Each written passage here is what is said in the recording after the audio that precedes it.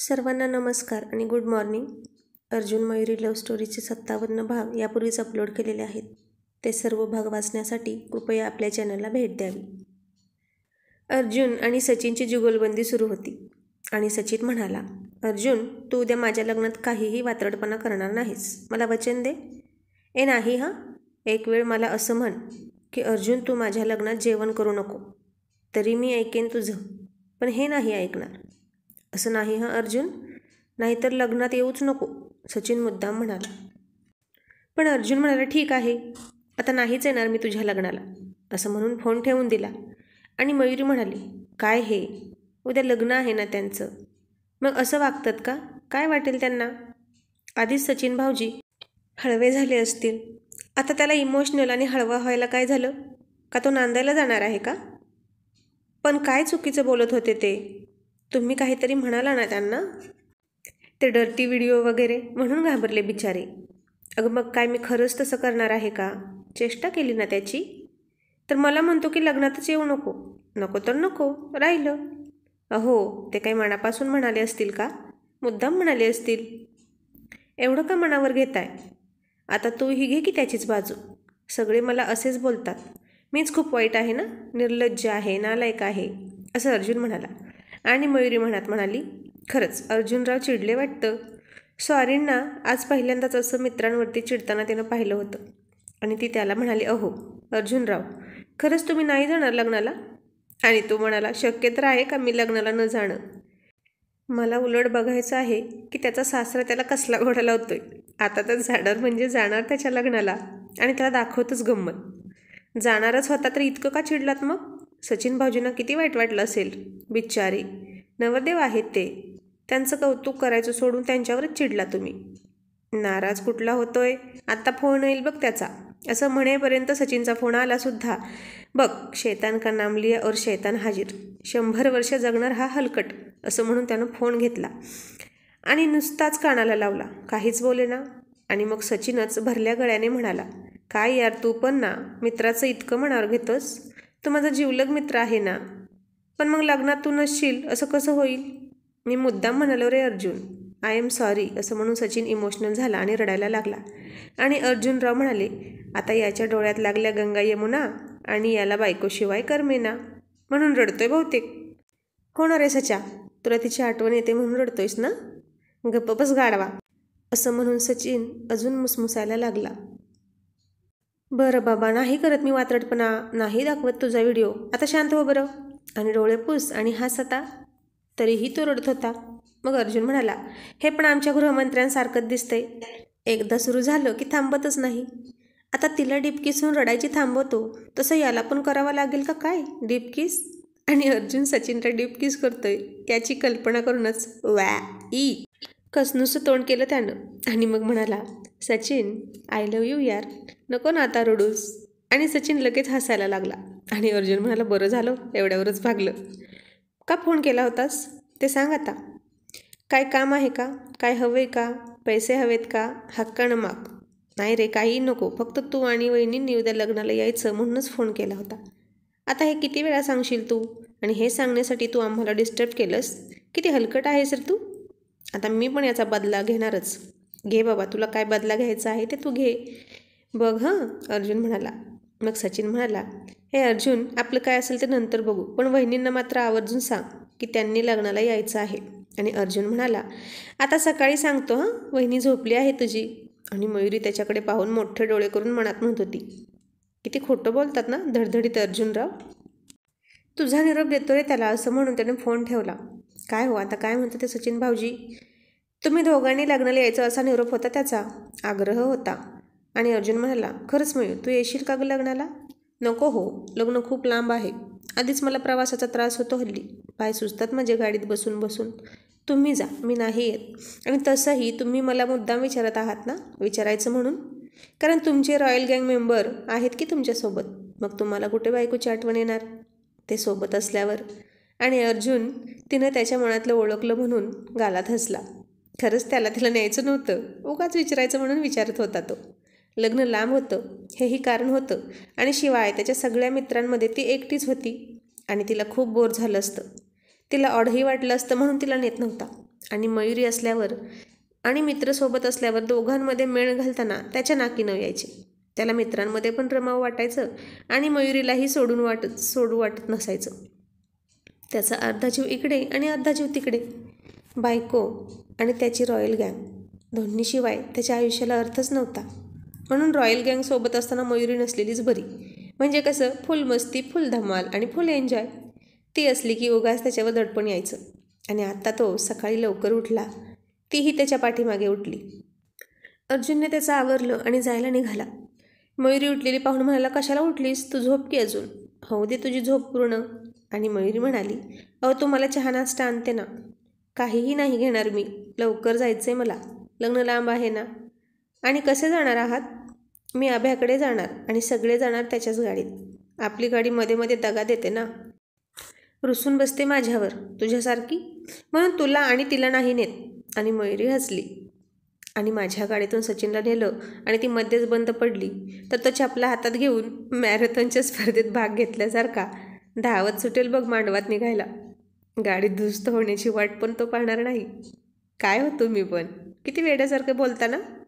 मी वेडा का? हो तर काय, असं कोण बोलतं का? वेडाच की. तुम्हाला ना वेड्याच्या हॉस्पिटलमध्येच भरती केलं पाहिजे बघा. आणि अर्जुन म्हणाला, मग माझ्या शेजारी तुझ्यासाठी पण एक बेड टाकला पाहिजे, कारण माझ्यासारख्या वेड्याबरोबर राहतेस म्हणजे तूही वेडीच आहेस की.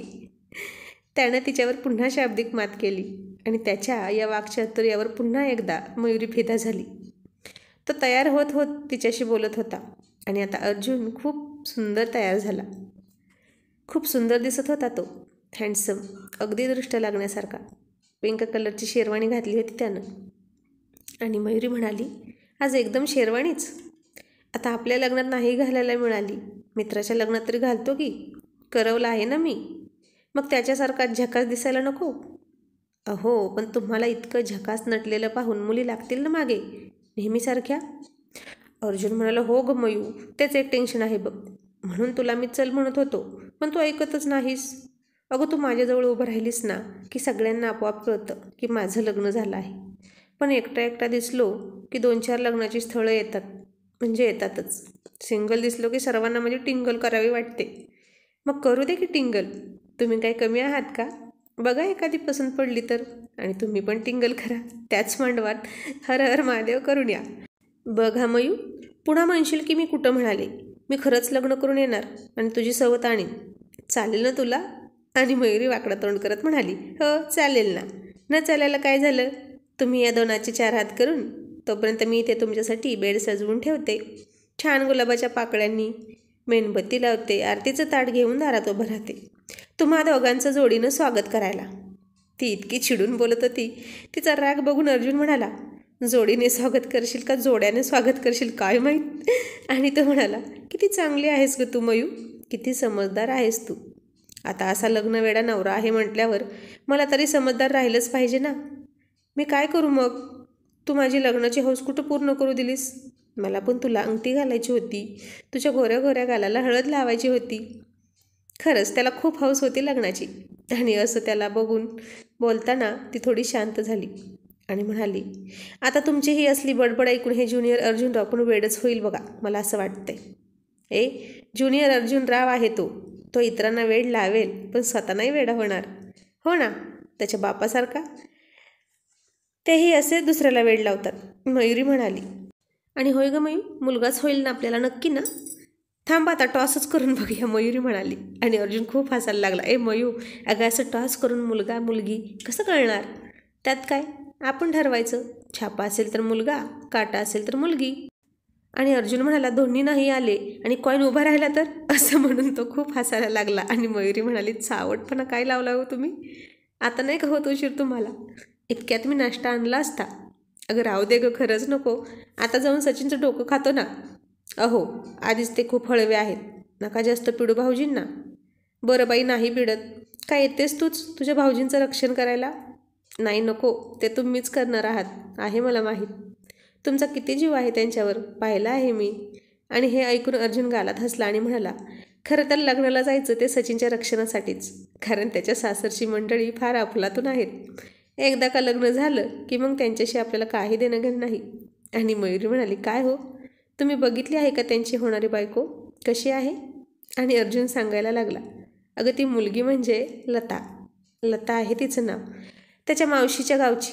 सचिन मावशीच्या गावाला गेला आणि त्यालाही दिसली. ती फार आवडली. पण याची हिंमत होत नव्हती ना कोणाला सांगायची. घरी सांगावं तर खेटरानं पूजा केली असती घरच्यांनी, स्वतः पोरगी बघितली म्हणून. मावशीला सांगितलं कसं तरी, पण त्याच्या मावशीच्या घराचं आणि लताच्या घराचं पारंपरिक हाडवैर. एकमेकांना सतत पाण्यात बघायचे ती दोन घरं. त्यामुळे तिनेही हात झटकले. हो का, मग काय झालं? मयुरी खूप एकाग्र होऊन ऐकत होती. मग काय, हा देवदास सारखा सारखा तिच्या आठवणीत झुरायला लागला. आमच्याशी पण बोलणं सोडलं त्यानं.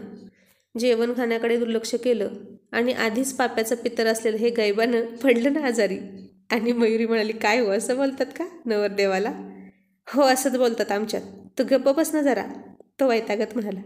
सारखं सारखं शाळेतल्या बाईंसारखं मूल्य शिक्षण शिकवत जाऊ नकोस मला. आणि मयुरी गालात हसली. मग अर्जुनराव पुढे म्हणाले, हा मजनू त्याच्या लैलाच्या नाही लताच्या आठवणीत झुरून झुरून पडला आजारी. खूप दवाखाना केला पण आजार सापडेना आणि बराही होईना. अंग सोडून ताप येत होता गड्याला. आम्हाला हे समजलं. मग एके दिवशी आम्ही त्याला भेटायला गेलो आणि मला लगेच कळलं की त्याचा आजार शरीराचा नाही मनाचा आहे. त्याला लव्हेरिया झाला होता. सुरुवातीला तो काहीच सांगेना. मग 2-4 भुक्क्या घातल्या. मग त्यानं सगळं सांगितलं आणि तसाच त्याला गाडीत टाकून लताचं घर गाठलं. काय, तुम्ही असं केलं? असं मयुरी मोठं डोळे करून म्हणाली आणि पुन्हा स्वतःच्याच मनाशी म्हणाली, किती बावळट आहे ना तू मयुरी. अगं अर्जुनराव, तुला तुझ्या लग्नात घुसून अमितला मांडवातून पळवून लावून ऐन टायमाला भोवल्यावर चढून तुझ्याशी लग्न करून शकतात, तर हे काय अवघड आहे त्यांना? आणि मग मयुरी म्हणाली, चक्क असं केलं तुम्ही? मग सचिनला त्याचं प्रेम मिळवून द्यायला नको का? ज्याचं त्याचं प्रेम त्याला मिळावं ही स्वारींची इच्छा आणि मत. स्वतः तर स्वतःचं प्रेम मिळवलंच. अजयला सुद्धा त्याचं प्रेम मिळवून दिलं. स्वतःची बहीण त्याला दिली आणि आता सचिन. आणि मयुरी त्याला म्हणाली, इतकी हिंमत तुमच्यात कशी येते हो? तुम्हाला भीती नाही वाटत? आणि अर्जुनराव म्हणाले, त्यात काय व्हायचं? प्रेमच केलं आहे ना. चोरी खून दरोडा तर नाही केला. आणि कोणत्याही कायद्यात प्रेम केलं म्हणून शिक्षा होत नसते. आणि आपलं कामच एकदम हटके असतं बघ. कसं, आली लहर आणि केला कहर. बरोबर ना?